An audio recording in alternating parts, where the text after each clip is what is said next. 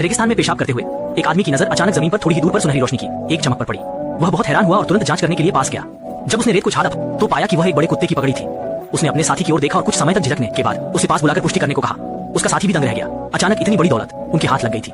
ये पक्का करने के लिए कि यह असली सोना है, उसके साथी ने तुरंत एक लाइटर निकाला और उसे भूनने लगा। यह सर्वविदित है कि अगर सोना भूनने के बाद काला पड़ जाए तो वह नकली है। लेकिन आधे घंटे से ज्यादा भूनने के बाद भी सोने का टुकड़ा नहीं बदला, जिससे यह साफ हो गया कि वह असली सोना था। बेहद शुद्ध सोने की खोज से दोनों लोग बहुत उत्साहित हो गए। उन्होंने तुरंत अपने फावड़े उठाए और खुदाई शुरू कर दी। कई घंटों की लगातार खुदाई के बाद भी वे सोने के टुकड़े की तह तक नहीं पहुंच पाए।